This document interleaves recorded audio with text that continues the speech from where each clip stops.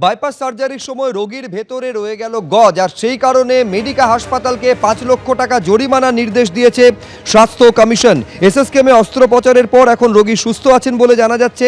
এই নিয়ে মেডিকার সঙ্গে যোগাযোগ করা হলে মেডিকা কর্তৃপক্ষের প্রতিক্রিয়া, এই মাত্র বিষয়টি জেনেছি, আগে অর্ডার দেখি তারপর প্রতিক্রিয়া জানাবো।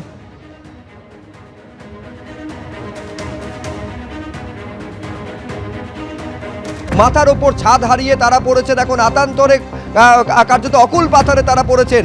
4 বছর আগে তৈরি হওয়া এই বহুতল, 6 তলার এই বহুতল হেলে পড়াতে স্বাভাবিকভাবে প্রশ্ন উঠছে যে এই বহুতল তৈরি হলো কি করে। জলাশয় বুঝিয়ে তৈরি হয়েছে, পুরসভার তরফে বেআইনি ঘোষণা করার পর ডেমোলিশনের অর্ডার পর্যন্ত, নোটিশ পর্যন্ত টাঙিয়ে দেওয়া হয়েছে।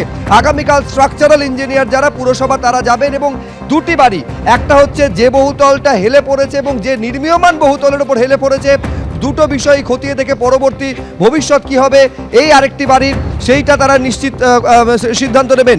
এইটা হচ্ছে ছবিটা দেখতে পাচ্ছেন যে আতঙ্কে এই বাসিন্দারা এক এক করে তারা তাদের যাবতীয় সব কিছু বের করে এলাকা ছাড়তে শুরু করেছে, অর্থাৎ এই বহুতলকে খালি করার প্রক্রিয়া এইবারে শুরু হয়েছে।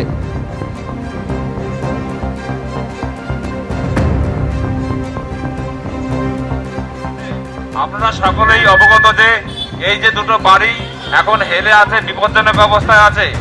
এই দুটো বাড়ি থেকে যতটা সম্ভব, যত তাড়াতাড়ি সম্ভব এখানকার বাসিন্দারা বাড়িটাকে খালি করে দেবেন, এটাই অর্ডার হয়েছে।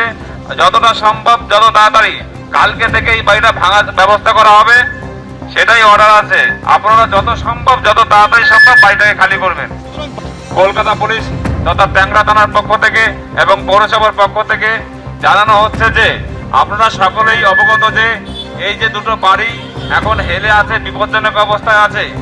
এই দুটো বাড়ি থেকে যতটা সম্ভব যত তাড়াতাড়ি সম্ভব এখানকার বাসিন্দারা বাড়িটাকে খালি করে দেবেন, এটাই অর্ডার হয়েছে।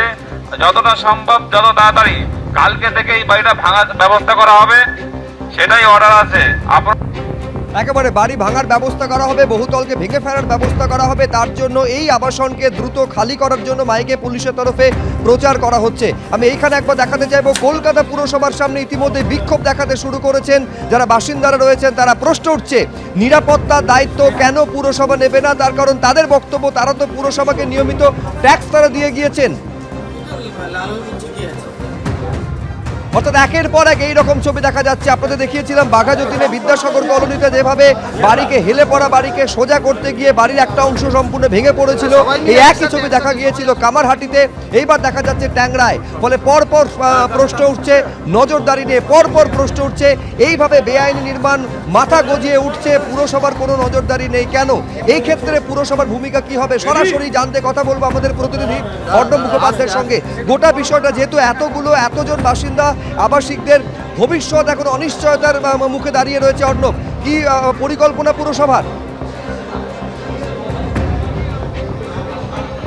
দেখো, প্রথমেই তোমাকে বলে রাখি, কলকাতা পুরসভা সূত্রে যেটা বলা হচ্ছে যে দুটো বাড়ি প্রাথমিকভাবে মনে করা হচ্ছে যে হেলেছে, এবং সেই জায়গা থেকে যে বাড়িতে বাসিন্দারা বেশি রয়েছেন তাদের স্বার্থে এবং জনগণের স্বার্থে কলকাতা পুরসভার 1980 যে অ্যাক্ট রয়েছে আর 411(4) সেই নোটিশের পরিপ্রেক্ষিতে এই সবুজ রঙের বাড়িটি, সেই বাড়িটিকে কিন্তু খালি করে দেওয়া হচ্ছে এবং তারপরে সেটা ভেঙে ফেলা হবে। এবং পাশের যে বিল্ডিংটি রয়েছে সেই বিল্ডিংটিও জানা যাচ্ছে মাস 3 আগে অন্তত তাতে বেআইনি বাড়ি এই মর্মে 401 নোটিশ দেওয়া হয়েছিল, এবং আগামীকাল স্ট্রাকচারাল ইঞ্জিনিয়াররা যাবেন, তারা দেখবেন এবং দেখে ফেলার পরে সেই সাদা বাড়ির ভবিষ্যৎ কী হবে সেটা তারা সিদ্ধান্ত নেবেন। এবং এরকম সম্ভাবনা রয়েছে যে দুটি বাড়িরই কিন্তু ভবিষ্যৎ একই ধরনের হতে পারে, এরকম একটা সম্ভাবনা রয়েছে।